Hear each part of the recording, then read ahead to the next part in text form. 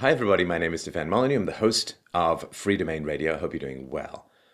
So, we put together a report, some of which is original, some of which is taken from a Heritage Foundation survey, which is really aimed to give you the essential information that you need to navigate all of the challenges of sex, marriage, childhood, and get to the happy plateau of a rich and fulfilled life. So I hope that you will take the time to go over this. This may be the most important information you will see this year. And the Heritage Foundation created a report which examined the connection between early sexual activity, the number of non-marital sexual partners, and overall happiness.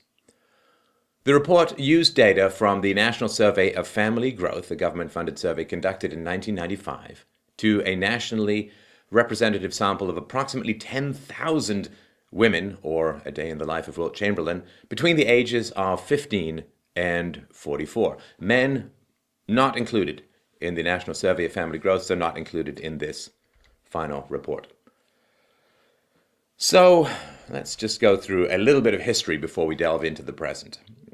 One of the fascinating things about studying history, and I have a graduate degree in history from the University of Toronto, you study history, you realize a lot of it is the same damn story over and over again, just with different costumes. And this idea of free love, of just have sex with whoever you want, easy divorce, free and easy abortions, and so on, it's not the first time that it's been tried. And the results generally tend to be a photocopy, one with a peace symbol, one with a hammer and sickle, which we'll get to in a moment. So in the 19th century, of course, Marx, Engels, and others promoted communism. And communism, one of its big selling features was free love. Basically, one giant proletariat, baby oil-soaked orgy fest of egalitarianism. And it promised free love, easy divorce, free abortions, and so on. And this is one of the ways in which new ideologies sell themselves to you, is by promising a breakdown of all restrictions. It'd be like if I created sugarism. Hey, all the sugar you want, no negative consequences. In fact, it will be better for you. So, of course, after the Bolsheviks seized power in Russia in 1917, incest, bigamy, and adultery were all dropped from the list of official crimes. Abortion, which was hitherto illegal, was explicitly permitted by the decree of November 20th, 1920. And divorce, which had formerly been very hard to get, could basically be got for the price of a postcard that you would mail to your wife, informing her that your union had been dissolved, you didn't need to register your marriages with the Soviet state or any of that stuff. And this was a massive reversal to almost 2,000 years of Judeo-Christian ethics, in particular the Christian ethics, which said that discouraged sex before marriage, and pregnancy resulted in shotgun weddings, or I guess broadsword weddings earlier in the history of the West. And your goal was to stay together, and so on. So this idea that you could dissolve these pair bonding strategies with no negative consequences, well, let's see what happened. So men would impregnate women quite considerably, and then they would leave. And these were called alpha widows, or can be called alpha widows. So the alpha males, the most attractive males, would have sex with a lot of women and then leave. And then the women would have to try and get child support because, back in the day, you got pregnant, you had to breastfeed, you would be incapacitated for labor to some degree, so you needed resources to survive. And under communism, which was promoted, of course, female egalitarianism, felt that to go for child support and alimony was to submit to the patriarchy, so it discouraged that. So it was really hard to try and get any child support in post-communist Russia. And what would happen is the men would marry a woman. If you're a farmer, you'd marry a woman for the harvest time, and she would, of course, throw herself into working for what she assumed was her new family, and then you'd divorce her when the harvest was done, and she'd be on her butt, usually with a baby or two.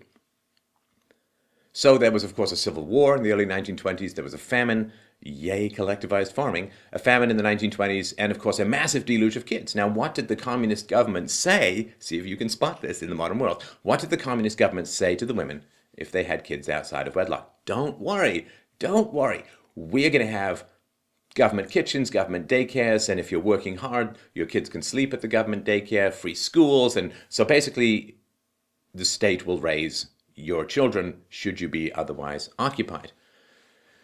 Well, of course, like a lot of promises from the extensions of state power, what was provided versus what was promised was just a little bit shy of the mark. And so too many kids, too few institutions to take care of them.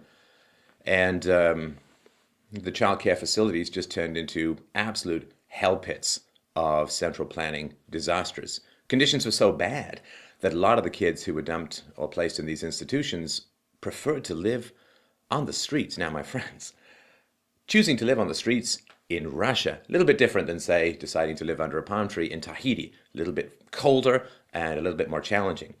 These were called besprizorny, which could be translated as sort of stray children. In 1922, there were an estimated 7.5 million starving and dying children in Russia. These can be the fallouts of, without evaluation, without examination as to why these pair bonding rules had developed, just abandoning and abolishing all prior social conventions without any particular planning or forethought.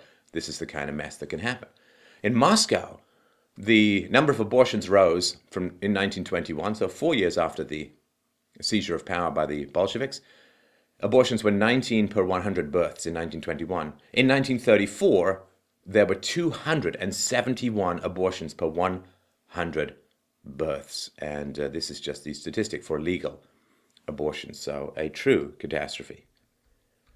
Now, I've got some videos on YouTube. You might want to check out the story of your enslavement and the manual for tax farmers, a handbook of human ownership, a manual for tax farmers, in which I put forward the argument that, in general, citizens are tax livestock. Now, when your livestock is not breeding, you have to do something about it. And as birth rates crashed and as abortion rates rose, again, we can see this happening throughout the world. Although, to be fair, abortions in the US have declined considerably to around the same levels as was around when Roe v. Wade came in.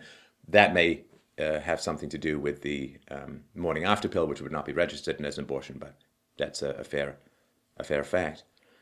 So, devastation of World War I, Russian Civil War, famine of the early 1920s, and then the even more disastrous famine, particularly in the Ukraine of the early 1930s, just did not allow the population to grow. And of course, the Soviets wanted this massive industrialization, and the birth rate was actually declining, and the rate of abortions was increasing. So the state began to pursue these natalist or pro-birth policies to combat what was functionally an ongoing demographic disaster. Yes, I am in fact talking about Russia in the 1930s, not Europe in the current age, but we can see some similarities, of course. So between 1936 and 1944, abortion was once again outlawed and criminalized. Childbearing was encouraged through government subsidies. Divorce became very difficult and expensive. Marriages were re-regulated and were not legally recognized unless registered with the state. And simultaneous to this, medals and honorary orders were established to recognize the contributions to the proletariat of mothers who had 5 or more children.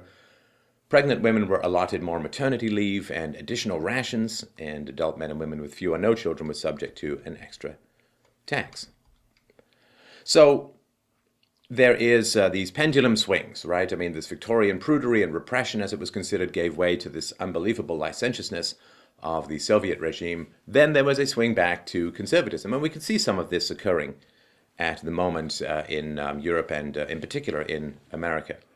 So this is just an example to show how, as they say, there's not that much new under sun or moon, but this has all been done before. So let me just pop up to the little corner here, and let's start going into some of this data. So let's look at the number of lifetime sexual partners. I'm not going to read off all of these numbers. If you're just listening to the podcast, this is one presentation you really want to skip over to youtube.com/freedomainradio to peruse in more detail. So I'll just describe audio, from an audible standpoint, I'll just describe the trends. So, age of first sexual intercourse and number of lifetime sexual partners. So if you had intercourse when you were 12 and younger, you're going to have almost 21 lifetime sexual partners on average. And you can see this number declining, and if you are 26 plus, you're only going to have 1.8 sexual partners, lifetime sexual partners. Now, there are, of course, two fundamental reproductive strategies in nature and also within human societies. One is where it's called the spray and pray, or there's other names for it as well.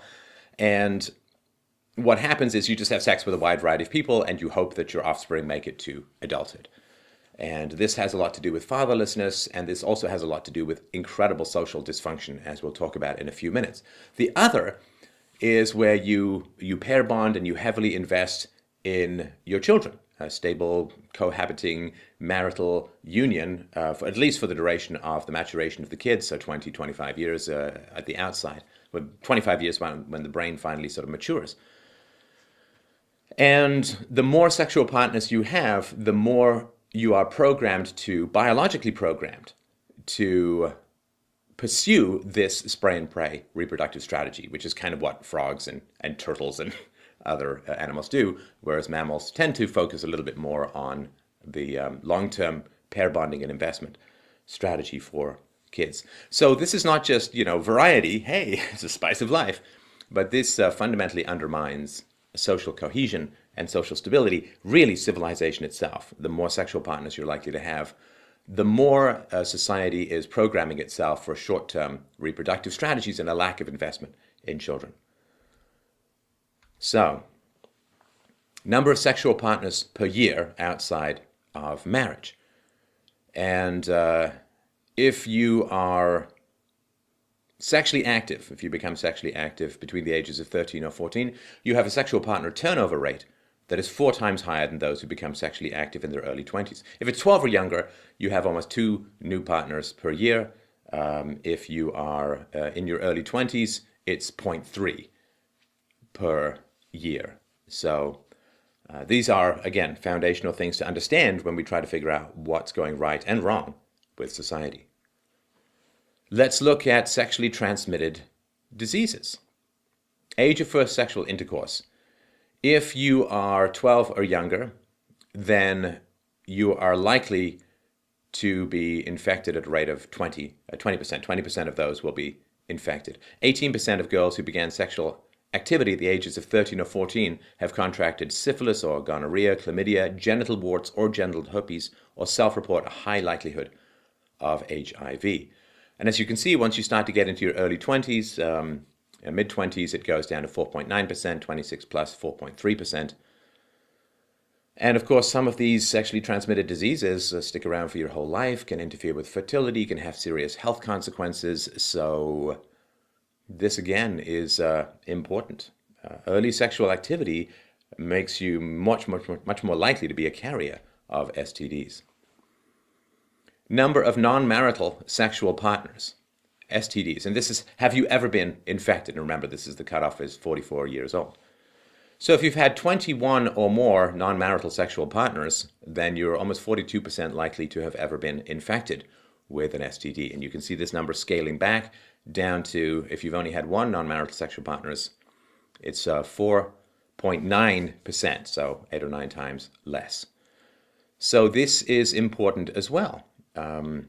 STDs are a scourge and an expensive scourge on society. One of the reasons why medical costs continue to go up around the world, and particularly in the West, is because of the prevalence of STDs.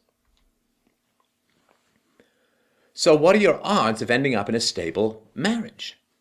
A stable marriage is if you're 30 or older and you've been in a marriage for 5 or more years. It doesn't mean a permanent marriage, but at least it means you're not just hooking up in the dark while your head is spinning.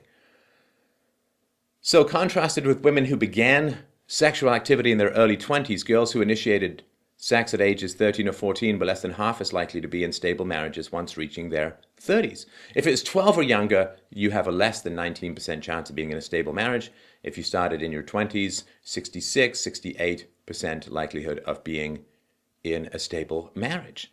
This is very important when it comes to choosing your partners in the future. This is the data you need to know to make an informed decision. If you looked at this kind of graph when you were considering things like investment returns or stability of a portfolio, you'd be very interested in this stuff. This is even more important than any of that. This is going to help you to determine your best chances to avoid the emotional and financial catastrophe of divorce. So, number of non-marital sexual partners, women 30 plus in stable marriages. Of course, if you want to get married, you want to stay married, and that's usually what the vows have implicit in them. Until death do us part, for better or worse, in sickness and in health. So look at these odds. If you only have had sex with the man that you get married to, then you have a greater than 80% chance when you're over 30 of being in a stable marriage, of retaining a stable marriage. If you've had one sexual partner outside of your husband or future husband, then this drops from 80.5% to 53.6% chance of maintaining a stable marriage. And as you can see, this goes down and down and down. It's mostly dose dependent, but not entirely. If you've had 16 to 20 non-marital sexual partners, your odds of staying in a stable marriage are only 17.8%. Compare that to over 80% for zero. There is a reason why deferral of sexual gratification and monogamy and marriage were focused on in prior cultures and societies. There was a reason for it. And I'm not sort of talking about the values and virtues and how it was communicated and all of that. I may have issues with that. But there was still a reason why this stuff happened. And to throw all of this stuff out without understanding the negative effects is problematic, to say the least. What about out-of-wedlock pregnancy percentage? Look, this is not to be negative towards single mothers, but the reality is that the welfare state is almost exclusively the single mother supplement state. If you take the father, the provider, traditionally, out of the equation, the needs of the mother and the children don't vanish. They're still there, and they're filled by state power. So if you care about taxes and debt and deficits and poverty and children in poverty, then reducing out-of-wedlock pregnancy and single motherhood is of primary importance. And so over half of all girls who start sexual activity at the ages of 15 or 16 will become pregnant out of wedlock, which means without the stability of a regular provider. For the most part, again, there are some common law and shack 'em up situations that work out well, but in general. And as you can see, this is very dose dependent. What are your odds of having a baby out of wedlock? If you start sexual activity in your mid-20s, 15.8%, as opposed to 75% out of wedlock chance if you're 12 and younger when you start having sexual intercourse. Number of non-marital sexual partners, out of wedlock pregnancy percentage. Society has a huge interest in promoting stability within marriage and promoting stability of provision for children. So if you're a virgin at the time of your first marriage, you have a 1.7% chance of having an out-of-wedlock pregnancy. Now, if you have had 16 to 20 sexual partners, you have a 55.2% chance of having an out-of-wedlock pregnancy. Again, mostly dose dependent, and as you can see, if you've had premarital sex with your first husband, so it's 1.7% out-of-wedlock pregnancy percentage if you're a virgin. If you've had premarital sex, it goes to 16.3%, almost a tenfold increase. Out-of-wedlock childbearing percentage. And this is very important as well. Age of first sexual intercourse. So if 12 and younger, 43% out-of-wedlock childbearing percentage. If you go down to starting your sexual activity in your early 20s, down to the single digits, 9.1%, 8.4%, and so on. 11.7% of mothers who began sexual activity in their early 20s were living in poverty when surveyed, compared to 27% who began at ages 13 or 14. Look, we all know this is a basic reality, that sex is a big person's game that makes real people. And those people, those children, those babies, I'm a stay-at-home dad, have been for 6 years, those children need enormous amounts of time, energy, and resources. And those resources have to come from somewhere. And if you've noticed your tax rates ever increasing and the national debt's ever increasing, of course some of it has to do with the military-industrial complex, some of it has to do with rent seeking by large corporations, but some of it also has to do with the giant sucking sound of resources required for the raising of children, which is why the light-fingered regulations and taxation of the fingers are riffling through your wallet, leaving it much barer. Percentage of children born to unmarried women. 1/3 out of every 100 children conceived each year will be aborted. 1/3 will be born out of wedlock, and 1/2 of those born to married parents will see their parents divorced before they reach the age of 18. This is a catastrophe for the children, as we will get into in a few minutes. But if you look in 1950, about 4% of children were born to unmarried women, and it seems to have leveled off in the last few years, but it's over 40% now. And this just means the government has to get bigger and bigger and bigger, and social transfers from the unborn. I mean, you're basically stealing from the infants' children to be in order to give money to their unwed mothers and to give medical resources and to give schooling and educational resources to the mothers now, which is a huge and challenging problem. We're having children dropping them into a well of poverty because there are not stable providers around. What about a woman's chance to have had an abortion? Well, if you've not had sex outside of your marital partner, 7.7% of the women in the age range mentioned at the beginning of this presentation have had an abortion. This is very dose dependent. By the time you get to 21 or more non-marital sexual partners, a woman is more than 50% likely to have had an abortion. Now, abortion, of course, is a tragedy for the mother. It's a tragedy for, obviously, the fetus that does not get to live.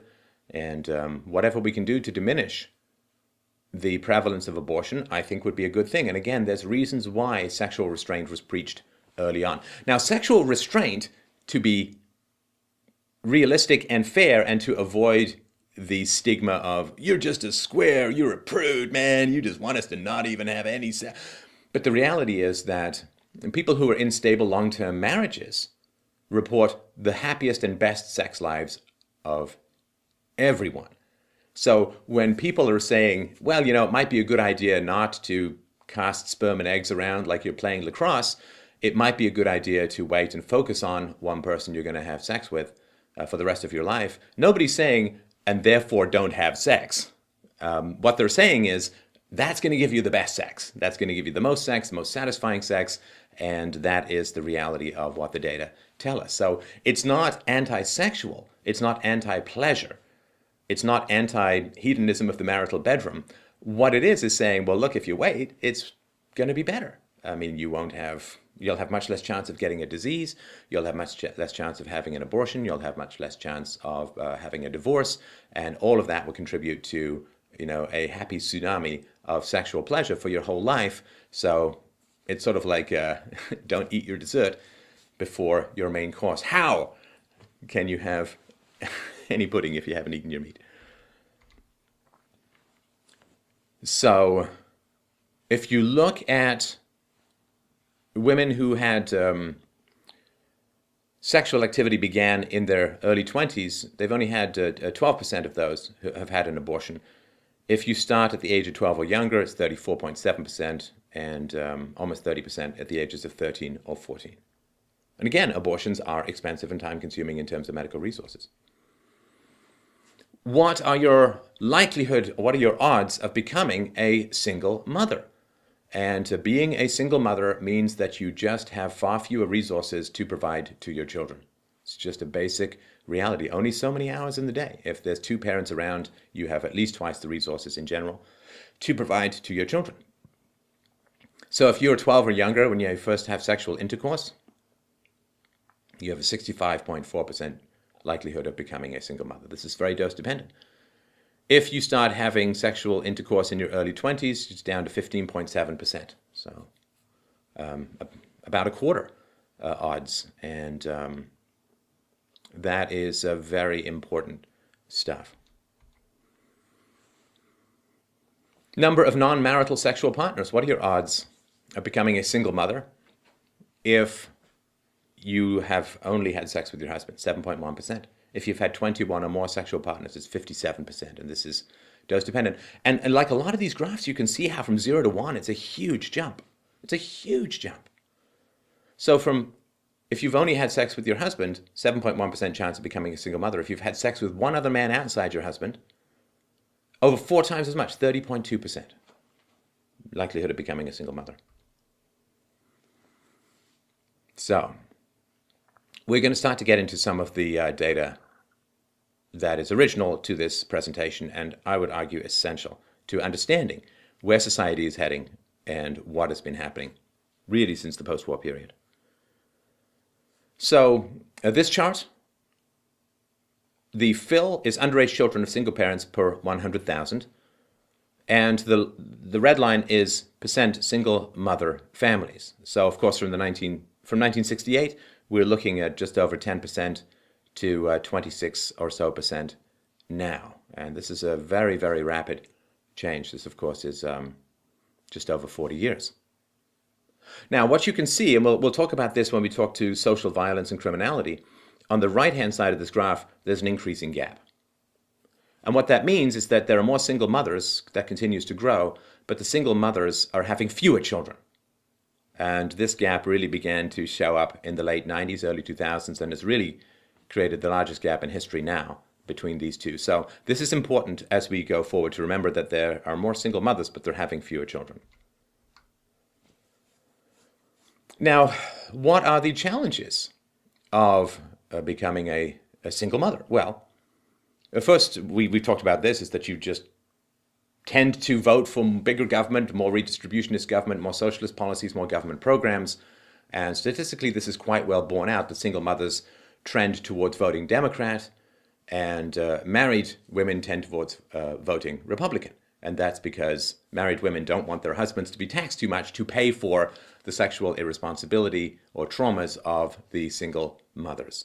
And again, not to be negative towards single moms, all we've ever seen in the media and in presentations of this information is, the noble, heroic single moms who are doing a stellar job of raising their children and doing just as well as if they'd been a husband. Statistically, that's the complete opposite of the truth, but we know the effects and power of propaganda, so I want to sort of be clear on that. Every reasonable, decent, moral human being, and I certainly count you, and hopefully me in this category, is concerned about the welfare of children and is fundamentally opposed to any conditions and situations which increase the likelihood of child abuse. Child abuse is so foundational to social dysfunction that when child abuse rises above a certain level, society's doom is almost guaranteed. I've actually got an audiobook reading of Lloyd Demas's The Origins of War in child abuse, which you can get for free at freedomainradio.com/free, which I hope you will check out. So let's look at what keeps children the safest. Rates of maltreatment by family structure. Married biological parents is incredibly low. It's incredibly rare for either serious or moderate child abuse to occur in married biological parent unions. Next highest, and it's a significant increase, 3 to 4 times higher. Unmarried parents are 3 to 4 times more likely to abuse their children.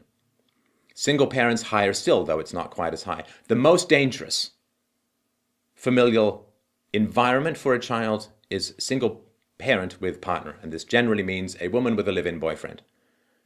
So for serious child abuse, we go from 2.6 for married biological parents to 20.8 rates per 1,000 single parent with partner.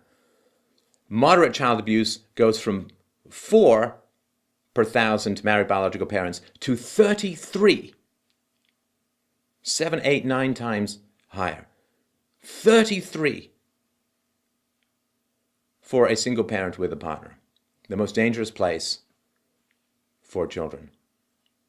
Of course, the safest place for women as well is not off campus, but in a married permanent partnership. Let's look at problem behaviors of children.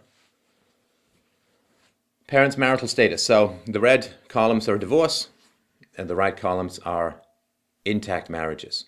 Lied about something important, far more likely to happen for children of divorce. Stole from a store, many times more likely, almost 4 times more likely to have stolen from a store, children of divorce. Damaged school property, slightly more likely. Gotten drunk, almost 5 times more likely. Hurt someone enough to need a doctor, almost twice as likely. Had to bring parents to school, 6.6 versus 3.1. Skip school without permission, almost twice as likely. So these are problem behaviors in kids of divorce. These all cost money, they all cost resources. Now, let's look at this track. Violent crime and single motherhood from 1960 onwards. Violent crime rate rises to track with single motherhood. Now, there is a gap here on the right-hand side. The violence tended to peak in the early to mid-90s. It's been declining since. Now, there are a number of reasons for that, and nobody knows for sure what they are, least of all me. I would hypothesize that the internet, video games, and so on have all created a better to be indoors situation to vent. Plus, of course, single moms are having fewer kids, and therefore there's going to be a drop in violent crime. So again, this is not explanatory. There are lots of different ways that this could be occurring, but it's important to note the initial trend. And it may not be single motherhood in particular, but let's look at how violent crime and divorce track in the United States, 1960 to 2011. Now, correlations, these are statistical ways of comparing disparate trends. So a 1.0 is a perfect correlation, a photocopy, a photograph. 0 is no correlation. Anything more than half is something really worthy of attention. So the correlation between rates of divorce and violent crime, or numbers of divorce and violent crime, is 0.85. Incredibly strong. Divorce has been declining, of course, and I think this is another reason why violence is declining. This is truly staggering. Look at these correlations. Divorce and property crimes. The divorce rate and property crime rate has a correlation of 0.96. 0.96. That is staggering. The argument could be made, and I made it in the Truth About Robin Williams video, that divorce is itself a kind of property crime. But children of divorce seem to have a pretty lax relationship to respect for property rights. So this is why you need an alarm system. This is why your car has gone missing. This is why you have problems. This is why you don't feel secure. This is why you roll your windows up. Because there is this, has been this epidemic of divorce, which again is beginning to level off, and we're going back into hopefully not too much of a pendulum swing the other way. But 0.96, anything which makes divorce easier gets stuff stolen almost in a direct correlation. Now, this is not to say everyone has to stay in miserable marriages and so on, but the reality is, statistically, this has been well borne out, that the majority of people who get divorced wish they hadn't. And the majority of people who don't get divorced are glad that they didn't, sort of 5 years later. It's not a huge percentage excess, but a lot of people get divorced prematurely. And of course, if you've got a revolving door of sexual partners, then divorce is going to be easier for you psychologically, although harder for you in the long run psychologically, and harder for society as a whole. Let's look at Canada. If we look at divorce and crime, violent crime and divorce correlation is 0.77. Again, quite significant. You can see these lines trending up and down in a very similar manner. Property crime and divorce. Again, 2 different countries, 2 different data sets. We've got a 0.92 correlation. Look, when parents get divorced, there's lots of fights about property, lots of lawyers coming in, and lots of arguments. The children could be treated as property. Well, I want them, and how we're going to be treated, and so on. The dehumanization of property, battles over property, a lack of respect for property that's endemic to divorce may drive this, although, of course, that's just a rank hypothesis. But this is why divorce was hard earlier on. Up until the 1960s, it took a decree of parliament to get divorced. And I don't think anyone's suggesting we go back to that. I'm certainly not. But the important thing is that divorce has been socially destigmatized. Divorce in the past, even in cases of abuse and addiction and significant dysfunction, was enormously discouraged, largely for religious reasons. Erin Pizzey, who's a noble and heroic feminist warrior for truth and virtue, who's been on this show, and you can see interviews with her here, When she opened up the first women's shelter back in the day, this is many decades ago, women would show up black and blue, and the priests and the rabbis would all descend upon the women and order them to go back to their husbands. And this is, of course, terrible stuff and should not be countenanced. However, this has kind of changed now to the point where the significant majority of divorces are initiated by women, and the number one reason for the women initiating divorce is not abuse, not alcoholism, not neglect, but dissatisfaction. Kind of rubbing me the wrong way at the moment. Mushroom cloud where the family portrait used to be, and then you get soulful pink songs. So, mothers living in poverty, percentage. Age of first sexual intercourse, 12 and younger. A third of you will end up living in poverty. And if you start later in life, late teens, early 20s, it goes down to 11.9%, 11.7%. So a third of the likelihood to end up in poverty if you delay sexual gratification, at least with someone else. What about happiness? What is going to make you happy? Well, if you are 12 and younger when you have your first sexual intercourse, you're only 20% likely to end up happy, at least in the age range, again, in the Heritage Survey. And this rises fairly dose dependently. 13 to 14, you have a 33.5% chance, and you can see it goes up. And if you delay till your late teens, early 20s, 48, 51.2%, and so on. Now, please don't lecture me too much if you can at all stand it on the reality that correlation does not equal causation. I fully understand that. The reason why girls will have sex when they're 12 and younger, or 13 or 14, has to do with significant amounts of family dysfunction. And with the early menstruation, that appears with father absence, and with the fact that women who report being closer to their fathers end up being virgins much later on. It is a hunger for masculinity. And also, of course, if men are missing from a family, the female body primes itself for a short-term reproductive strategy because it assumes it's war, it's famine, there's some reason why men aren't around.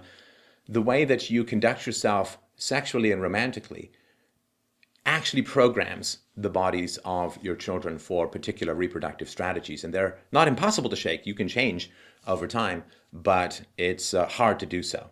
And society cannot function if a significant proportion of the population is in short-term reproductive strategy mode. It simply cannot function. Number of non-marital sexual partners. Again, we're looking at this number. If you've only ever had sex with your husband, 55.9% chance of being happy, down to 32% chance of being happy if you've had 21 or more sexual partners. So this is what I mean when I say this delay of gratification for intercourse is not about be repressed. It's not about be a prude. It's not about be Victorian. It's about, wait and get it right. Be happy. What about depression? Well, age of first sexual intercourse, 9.4% chance of being depressed if it was 12 or younger, down to 2.9%, 23, 25, and so on. Significant declines. So avoid depression. Delay intercourse. And number of non-marital sexual partners, if you've had none, you've got a 2.8% chance of being depressed. If you have 16 or 20, an 8.3% chance of being depressed. So again, these trends are very clear. So these are the facts of the matter. And I did not know these in the past. I'm always trying to find better information, a more compelling, more actionable information for you to live a happier and better and more fulfilled life. And in particular, my focus in this show has always been on improving the quality of children's experience in life, in societies, and in families. This lie that thousands of years of socially refined restraints upon sexuality, the delay of gratification that is necessary to build stable families, necessary to build a quality and safe environment for children. The idea we're all tempted by it, let's just step into the porn set and go at it like, octopuses throwing their tentacles around. But the reality is that short-term gratification is sugar. It's sugar. And we all know that our bodies have evolved to want far more sugar than we can healthily process because we needed the incentive to go get the sugar, right? But the same thing with sexuality. We live in this hypersexualized world, And our bodies are designed to want far more sex than is good for us and good for society. And I mean by that in terms of variety of sexual partners. Pair bonding and so on, sex is a great way of staying close, of enhancing the pair bond and so on. So there are a near endless set of negative outcomes that have been uncorked by taking this genie of fantasy, recreational, consequence-free sexuality out of the bottle. And we see this in movies all the time. It's like, hey, let's meet for a latte and shag in the toilet.